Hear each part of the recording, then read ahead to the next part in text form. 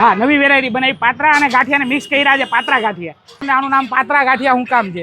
જો એક તો તમે બારડોલીના પાત્રા કોઈ વાર ખાધા હોય તો બહુ કડક પડે, ઘરાકને ટેસ્ટ પસંદ છે છતાં ખાઈ નથી શકતા, અને ગાંઠિયા હાવ મોરા મોરા લાગે. હવે બેને કમ્બાઈન કરી નાખ્યું તો બનાવ્યા છે આપણે પાત્રા ગાંઠિયા. પાત્રા ગાંઠિયા કેવા દેખાય છે? દેખાવામાં આવા છે. હવે આપણે ઘરાકને પૂછીએ કે ભાઈ તમને અમારા પાત્રા ગાંઠિયા કેવા લાગ્યા. આપણે પહેલાં ટેસ્ટ કરાવી દઈએ, બરાબર? ટેસ્ટ માટે આપણે એક નાની પન્નીમાં લઈ લઈએ પાત્રા ગાંઠિયા. આવી જાઓ આ બાજુ, છેલ્લેથી ચાલુ કરે બધા ઘરાકને. લ્યો સાહેબ, આ નવી વેરાયટી ચાખો તો જરાક પાત્રા ગાંઠિયા. લ્યો સાહેબ, આજે ચાખો ને, અભિપ્રાય આપજો આનો. લ્યો સાહેબ, આ ચાખો. લે બેટા, પાત્રા ગાંઠિયા. ગાંઠિયા અને પાત્રાનું કોમ્બિનેશન છે.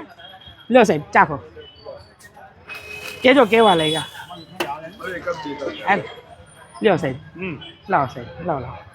લ્યો સાહેબ, પાત્રા ગાંઠિયા ટેસ્ટ કરો.